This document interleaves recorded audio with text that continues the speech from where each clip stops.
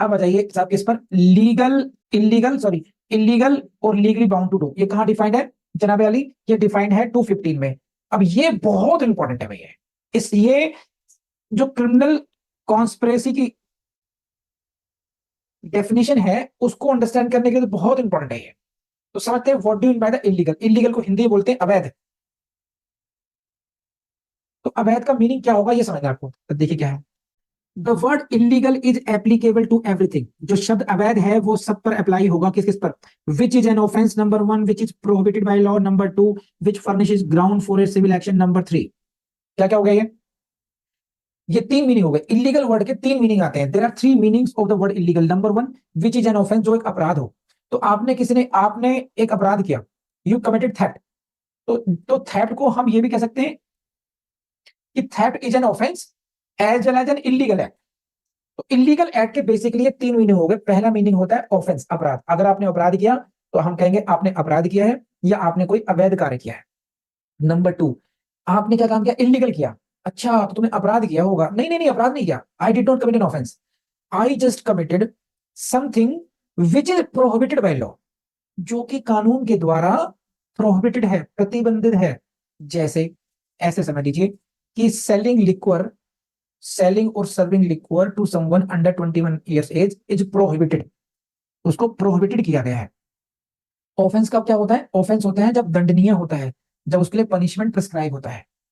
ये है प्रोहिबिटेड। इन दोनों में अंतर समझ पा रहे हो? Something may be prohibited but not punished. Yes और नो, जल्दी बताइए मुझे, जल्दी से बताइए फास्ट।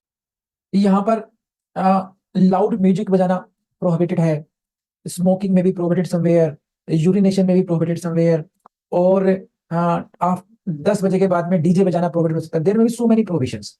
तो आपने क्या लिखना देखना है कि if something is prohibited by law, if something is prohibited by law that is called illegal, and on the next third यही आपको और समझना है कि which furnishes,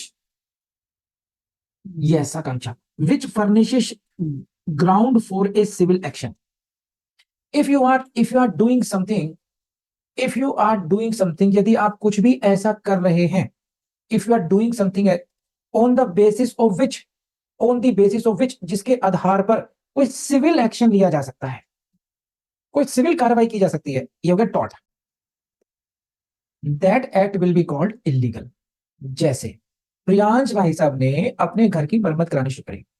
Priyansh started repairing of his roof without without causing the persons, without warning the persons, without warning the bypassers. जो लोग आसपास में जा रहे हैं उनको कोई बिना चेतावनी दिए, बिना सावधानी किए उनको इन्होंने अपनी रिपेयर शुरू कर दी। और वहीं से जा रही है प्रीति मैडम। प्रीति मैडम के सर में एक ईंट आके लगी because of the negligence of the Priyansh. Now on, because it is the case of negligence, on that ये हो गया टॉट ऑफ नेग्लिजेंस हो गया। And on the basis of that, on the basis of that Preeti madam can sue Priyansh for damages. ये damages के लिए sue कर सकती है कि भाई यू हैव कमिटेड द टॉट of negligence, therefore you should compensate me. तो that act of negligence on the basis of which a civil action can be initiated, that is also called illegal।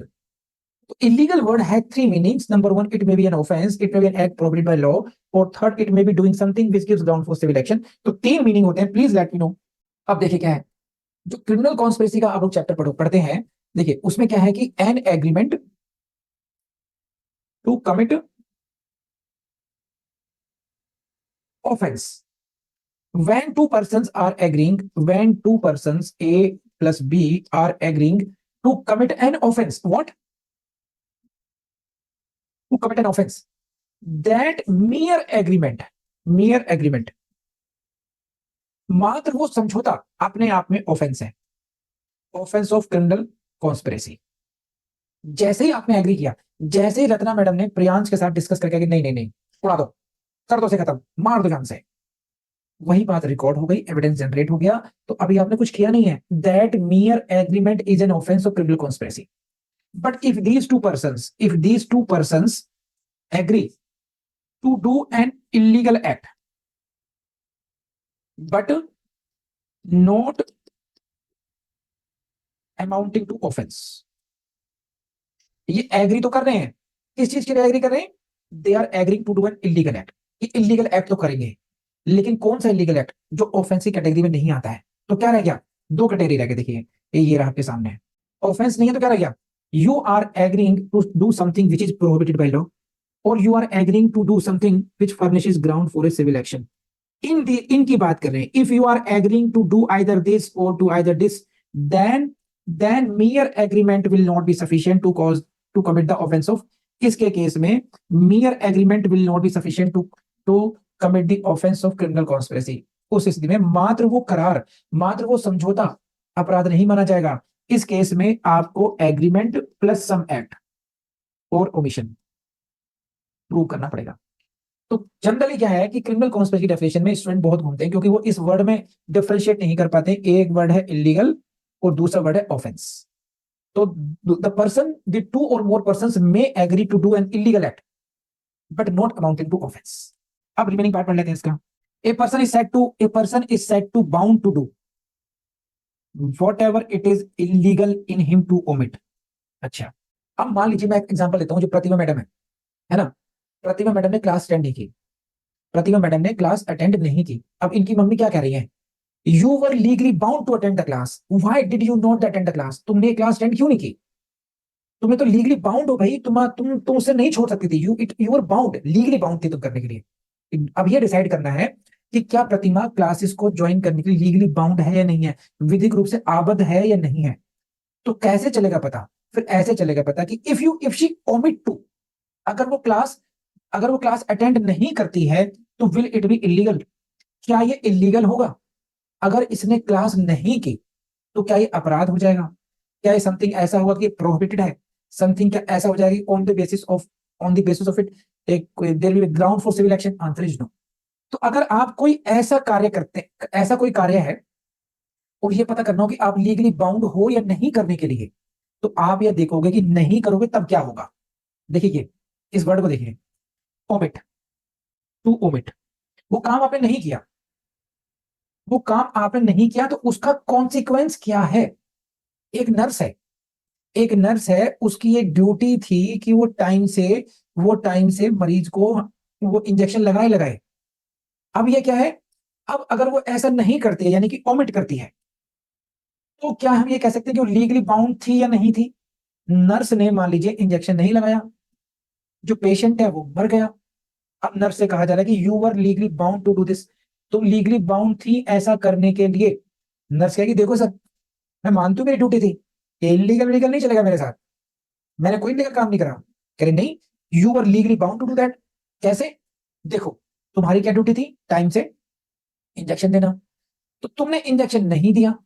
सब में मारना थोड़ी चाहती थी, नहीं चाहती थी, लेकिन मर गया, तुम्हारी नेग्लिजेंस की वजह से मरा। अब उसके घर वाले कंपनसेशन करने के लिए सू कर सकते हैं, यानी कि सिविल एक्शन। तो योर ओमिशन, तुम्हारा कोई कार्य नहीं करना, that furnished ground for a civil action, उसके बेस पर सिविल एक्शन के लिए उनको ग्राउंड मिल गई। समझे। अब क्योंकि तुम्हारा ओमिशन की वजह से ग्राउंड मिल गई, तो उसको हम कहेंगे इलीगल। समझे। तो अगर कोई आपका एक्ट इलीगल, उसको नहीं करना इलीगल है, तो हम ये कहेंगे कि आप उसे करने के लिए बाउंड हो। तो देखो ये फॉर्मूला है, फॉर्मूला क्या है, मैं दोबारा रिपीट कर रहा हूं कि अगर हमें ये पता करना है कि ये लड़की, ये इंसान इस काम को करने के लिए लीगली बाउंड है या नहीं है। ठीक, जैसे मान लो एक जोक है कि भाई कह रहे हैं यार इसमें इस तार में करंट आ रहा नहीं आ रहा, कह रहे हाथ लगा के देख। ठीक है, हाथ लगा के देख तो पता चल जाएगा। उसी तरीके से अगर ये पता करना हो कि लीगली इस कार्य को लीगली बाउंड हो करने के लिए नहीं, तो इस काम को छोड़ करके देख लो, आप इस काम को मत करो, उसका कॉन्सिक्वेंस क्या होगा। अगर ओमिशन इलीगल है, अगर किसी काम को नहीं करना इलीगल माना जाएगा, तो हम ये कहेंगे भाई इसका मतलब तो यही ना कि आप इसको लीगली बाउंड थे करने के लिए। यस और नो। आपने एक बात नोट की होगी कि आपने जो बचपन में याद किया, जैसे टेबल याद की या रिलीजियस कुछ आपने, कोई आरती, कोई नमाज, कोई गायत्री मंत्र याद कर रखा होगा, तो आपको हमेशा याद रहता है। वो क्यों रहता है, क्योंकि रिवीजन बहुत किया होगा। उसी तरीके से मैक्सिमम फेलियर्स इसलिए होते हैं, ध्यान रखना, कि लोग याद नहीं करते, केवल पढ़ते जाते हैं। तो दोस्तों आप ये गलती बिल्कुल नहीं करेंगे। जितना भी आपने पढ़ा है, आप खुद से पूछना कि आपको वो याद हो गया है नहीं हो गया।